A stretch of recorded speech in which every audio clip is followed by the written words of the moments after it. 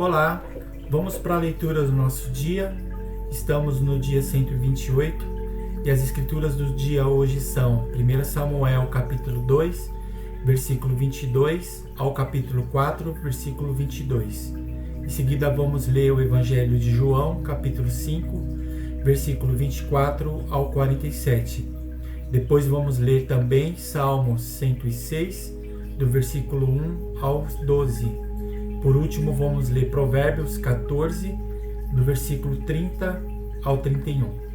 Vamos dar início à nossa leitura lendo 1 Samuel, capítulo 2, versículo 22. Eli repreende os seus filhos. Eli já era muito velho e ouvia tudo que os seus filhos faziam a todo o Israel e de como se deitavam com as mulheres que serviam à porta da tenda do encontro. E disse-lhes: por que vocês fazem essas coisas? Pois de todo este povo ouço constantemente falar das coisas más que vocês fazem. Não, meus filhos, porque não é boa fama esta que eu ouço. Vocês estão levando o povo do Senhor a transgredir. Se um homem pecar contra o seu próximo, Deus será o árbitro. Mas se ele pecar contra o Senhor, quem intercederá por ele? Mas eles não ouviram a voz do seu pai, porque o Senhor os queria matar. E o jovem Samuel crescia em estatura e no favor do Senhor e dos homens. Profecia contra a casa de Eli. O homem de Deus veio a Eli e disse: assim diz o Senhor, por acaso não me manifestei à casa de seu pai, quando os israelitas ainda estavam no Egito, na casa de Faraó? Eu escolhi dentre todas as tribos de Israel para ser o meu sacerdote, para subir ao meu altar, para queimar o incenso e para usar a êstola sacerdotal diante de mim. E dei à casa de seu pai todas as ofertas queimadas dos filhos de Israel. Porque tratam com desprezo os meus sacrifícios e as minhas ofertas de cereais que ordenei que se fizessem na minha morada. E você, porque honra os seus filhos mais do que a mim, para que você e eles engordem com as melhores partes de todas as ofertas do meu povo de Israel. Portanto, o Senhor, o Deus de Israel, diz: na verdade eu prometi que a sua casa e a casa de seu pai andariam diante de mim para sempre. Mas agora o Senhor diz: longe de mim tal coisa, porque honrarei aqueles que me honram, porém desprezarei os que me desprezam. Eis que vem dias em que acabarei com seu poder e com o poder da casa de seu pai, para que ninguém em sua casa chegue a ficar velho. E você verá a aflição da morada de Deus, justamente com o bem que farei a Israel, mas ninguém da sua casa chegará à velhice. O homem, porém, da sua linhagem, a quem eu não afastar do meu altar, será poupado apenas para lhe consumir os olhos e lhe entristecer a alma. E todos os descendentes da sua casa morrerão à flor da idade. E o que vier a acontecer com os seus dois filhos, Ofni e Finéias, será um sinal para você. Ambos morrerão no mesmo dia. Então suscitarei para mim um sacerdote fiel, que fará segundo o que tenho no coração e na mente. Eu lhe edificarei uma casa estável, e ele andará diante do meu ungido para sempre. E todo aquele que restar da sua casa virá a inclinar-se diante dele, para obter uma moeda de prata e um bocado de pão. E dirá: peço que você me dê um dos cargos sacerdotais, para que eu tenha um pedaço de pão para comer. Deus fala com Samuel numa visão. O menino servia ao Senhor diante de Eli. Naqueles dias a palavra do Senhor era muito rara, as visões não eram frequentes. Certo dia, o sacerdote Eli, cujos olhos já começavam a escurecer-se a ponto de não poder ver, estava deitado no lugar de costume. Também Samuel estava deitado no templo do Senhor, onde estava a arca da aliança, antes que a lâmpada de Deus se apagasse. O Senhor chamou o menino: Samuel, Samuel. Este respondeu: eis-me aqui. Então correu para onde estava Eli e disse: eis-me aqui, pois você me chamou. Mas Eli respondeu: eu não chamei você, vá deitar. Ele foi e se deitou. O Senhor tornou a chamar: Samuel. Este se levantou, foi até Eli e disse: Eis-me aqui, pois você me chamou. Mas Eli respondeu: Meu filho, eu não chamei você, vá deitar. Porém Samuel ainda não conhecia o Senhor e a palavra do Senhor ainda não havia sido manifestada a ele. E o Senhor chamou Samuel pela terceira vez. Ele se levantou, foi até a Eli e disse: Eis-me aqui, pois você me chamou. Então Eli entendeu que era o Senhor quem chamava o menino. Por isso Eli disse a Samuel: Vá deitar. Se alguém chamar, diga: Fala, Senhor, porque o teu servo ouve. E Samuel foi para o seu lugar e se deitou. Então o Senhor veio e ali esteve, e chamou como das outras vezes: Samuel, Samuel. Este respondeu: Fala, porque o teu servo ouve. E o Senhor disse a Samuel: Eis que vou fazer uma coisa tal em Israel, que todos os que a ouvirem ficarão com os dois ouvidos tinindo. Naquele dia farei contra Eli tudo o que eu disse a respeito da casa dele, do começo ao fim, porque eu já disse a ele que julgarei a sua casa para sempre, pela iniquidade que ele bem conhecia, porque os seus filhos trouxeram maldição sobre si, e ele não os repreendeu. Portanto, jurei à casa de Eli que a sua iniquidade nunca será expiada, nem com sacrifício e nem com oferta de cereais. Samuel conta a visão a Eli. Samuel ficou deitado até de manhã, então abriu os portões da casa do Senhor, mas estava com medo de relatar a visão a Eli. Então Eli chamou Samuel e disse: Samuel, meu filho. Ele respondeu: Eis-me aqui. Então ele disse: O que foi o que o Senhor lhe falou? Peço que você não esconda nada de mim. Que Deus faça com você o que bem quiser, se você me esconder alguma coisa de tudo o que ele falou. Então Samuel lhe contou tudo sem esconder nada. E Eli disse: Ele é o Senhor, que ele faça o que achar melhor. Samuel crescia e o Senhor estava com ele, e não deixou que nenhuma de suas palavras caísse por terra. Todo Israel, desde Dan até Berseba, reconheceu que Samuel estava confirmado como profeta do Senhor. O Senhor continuou a aparecer em Siló, porque em Siló o Senhor se manifestava a Samuel por meio da palavra do Senhor. Os filisteus vencem os israelitas. A palavra de Samuel veio a todo Israel. Israel saiu à batalha contra os filisteus e acampou em Ebenezer, e os filisteus acamparam em Afeca.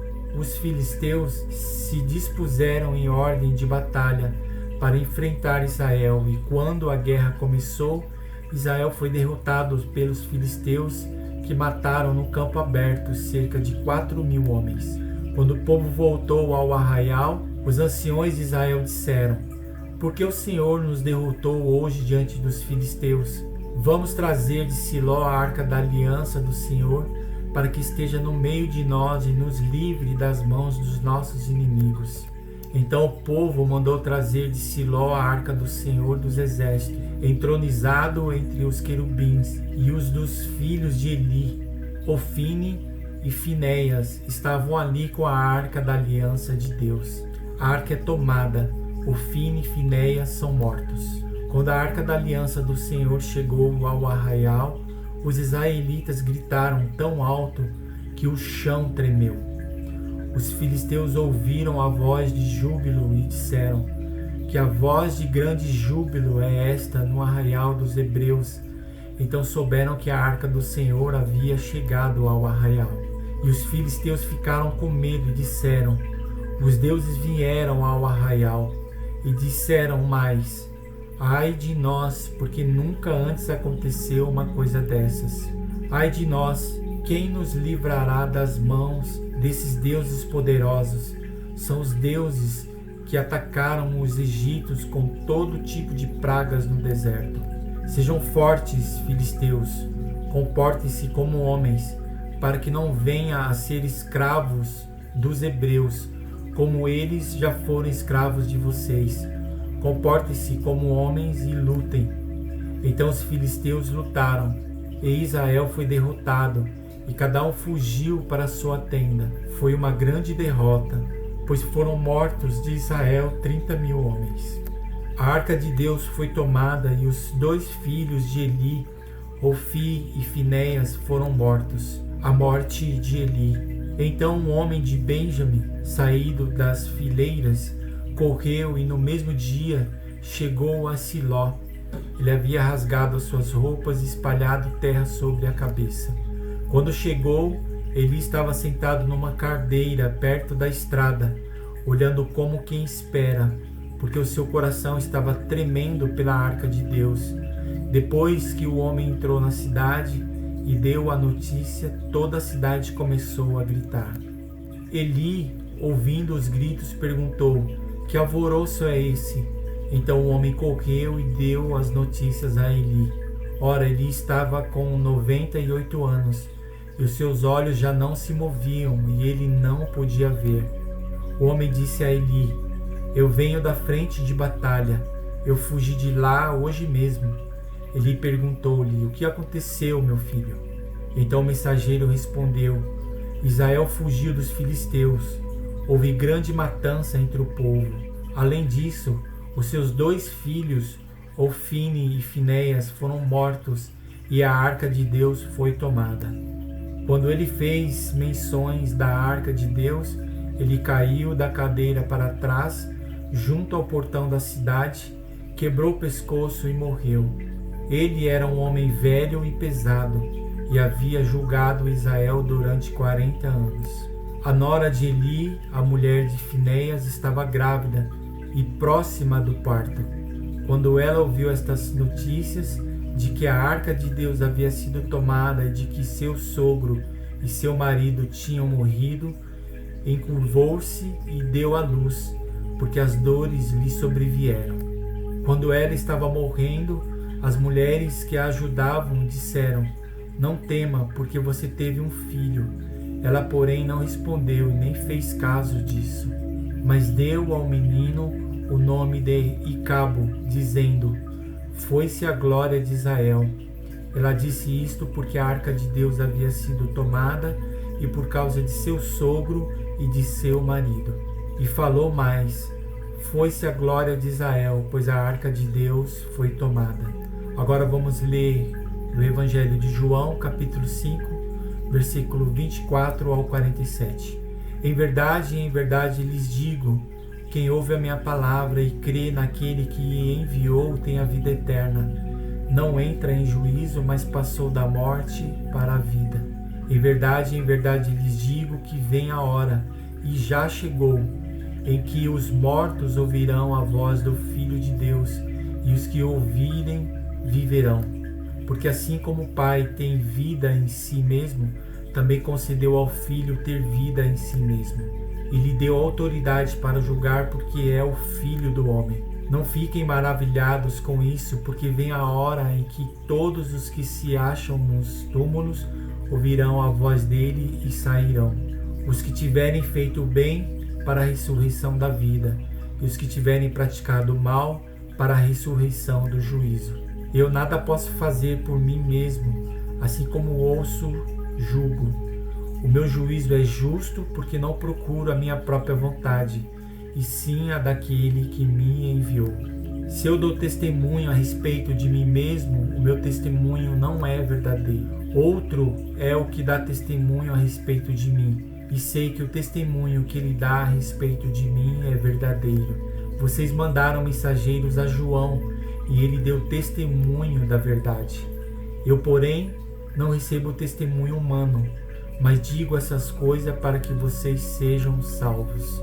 João era a lâmpada que estava acesa e iluminava, e por algum tempo vocês quiseram se alegrar com a sua luz. Mas eu tenho maior testemunho que o de João, porque as obras que o Pai me confiou para que eu as realizasse, essas que eu faço testemunham a meu respeito de que o Pai me enviou. O Pai que me enviou, esse mesmo é o que dá testemunho de mim. Vocês nunca ouviram a voz dele, nem viram a sua forma. também não têm a palavra dele permanente em vocês, porque não creem naquele a quem ele enviou. Vocês examinam as Escrituras, porque julgam ter nelas a vida eterna, e são elas mesmas que testificam de mim. Contudo, vocês não querem vir a mim para ter vida. Eu não aceito glória que vem de pessoas. Sei, entretanto, que vocês não têm o amor de Deus em vocês. Eu vim em nome de meu Pai, e vocês não me recebem. Se outro vier em seu próprio nome, vocês certamente o receberão. Como podem crer vocês que aceitam glórias uns dos outros e não procuram a glória que vem do Deus único? Não pense que eu os acusarei diante do Pai. Quem acusa vocês é Moisés, em quem puseram a sua confiança. Porque se vocês de fato crescem em Moisés, também criam em mim, pois ele escreveu a meu respeito. Se porém não creem nos escritos dele, como crerão nas minhas palavras? Agora vamos ler Salmos, capítulo 106, do versículo 1 ao 12. A graça de Deus e a ingratidão de Israel. Aleluia, deem graças ao Senhor, porque ele é bom, porque a sua misericórdia dura para sempre. Quem saberá contar os poderosos feitos do Senhor, ou anunciar todo o seu louvor? Bem-aventurados os que guardam a retidão e os que praticam a justiça em todo o tempo. Lembra-te de mim, Senhor, segundo a tua bondade, para com o teu povo. Visita-me com a tua salvação, para que eu veja a prosperidade dos teus escolhidos e me alegre com a alegria do teu povo e me glorie com a tua herança. Pecamos como os nossos pais, cometemos iniquidade, procedemos mal. Nossos pais no Egito não entenderam as tuas maravilhas, não se lembraram da multidão das tuas misericórdias e foram rebeldes junto ao mar, o mar vermelho. Mas Deus os salvou por amor do teu nome, para lhes revelar o seu poder. Repreendeu o mar vermelho e ele secou. Ele os fez passar pelos abismos, como por um deserto. Salvou-os das mãos de quem os odiava e os resgatou do poder do inimigo. As águas cobriram os seus opressores, nenhum deles escapou. Então creram nas suas palavras e lhe cantaram louvor. Agora, para finalizar, vamos ler Provérbios, capítulo 14, versículo 30 a 31. O ânimo sereno é a vida do corpo, mas a inveja é a podridão dos ossos. Quem oprime o pobre insulta aquele que o criou, mas o que se compadece do necessitado honra a Deus. E aqui encerramos a leitura do nosso dia. Obrigado por você que esteve até aqui comigo. E amanhã estaremos aqui novamente dando continuidade na leitura da palavra. Eu conto com a sua presença. Um grande abraço e até mais.